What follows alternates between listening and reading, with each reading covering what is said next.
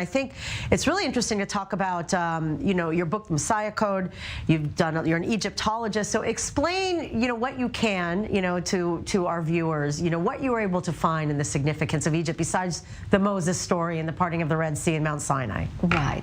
So actually, my research started with the word Messiah. Mm-hmm. I found the word Messiah in the ancient Egyptian writing, in the king list.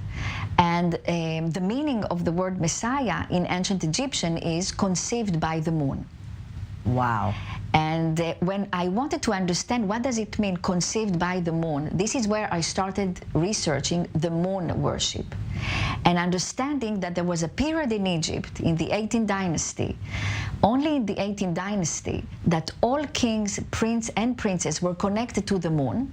But the other dynasty, and we are talking about 30 dynasty when we speak about the ancient Egypt history, were connected mainly to the sun. Now, interesting, and also the connection of Yah, Yareach means moon, and yeah, so you even found a connection perhaps to words we relate to in many cultures. In many cultures, we have also many names. When we speak about the moon, we have the Yah, as you mentioned, we have Yehovah, we even have Sin.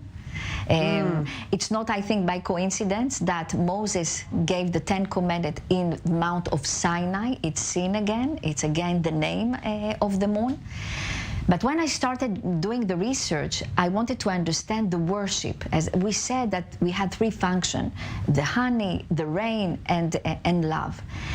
What is interesting that along the years, many attributes and I would say the temple were destroyed almost, but the language is keeping the memory of this ancient worship. Mm-hmm. I'll give you an example, the word honeymoon.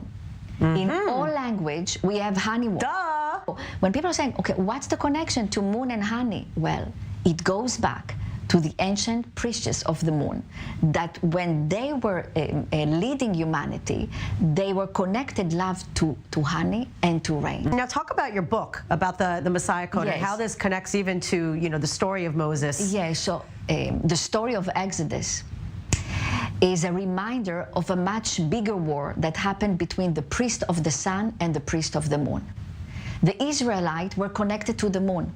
When Abraham started his journey, he started his journey from Ur and Haran, which is located today in East Turkey, was Mesopotamia, but in the city of Ur, it was the city of the moon. And when he started his journey, eventually he couldn't stay in Canaan because of the famine, and then he came to Egypt. For many years, the Israelites and other nomads could live peacefully next to the Sun people. Okay, each one had a different philosophy. We spoke about it. But there was a time in the Egyptian history, around the 16th dynasty, that there was one king who decided to enslave the moon people. We were part of the moon people, and this is why we were enslaved around this king. His name was Apophis. He enslaved them in the Delta, and it was only when another prince came and decided to liberate all the moon people from slavery that the Israelite could leave Egypt. Now, this prince that we know also from the story is Moses. Basically what I found, that this Moses is actually the Messiah, the same prince from the 18th dynasty in Egypt that liberated the moon people who were enslaved in the Delta. Mm-hmm. In other words, I was very excited when I realized that I maybe found Moses in the ancient Egyptian writing. Wow. But not in the place that we thought we are going to find. Why? Because we never thought that we're going to find Moses as with all the attributes of a king, Egyptian king. I thought that maybe I'm going to find the nomads like Charlton Heston.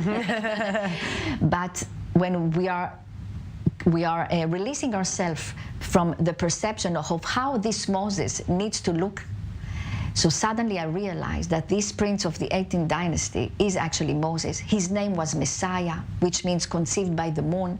His mother is Jochebed, which is another Egyptian name, which means the moon is happy.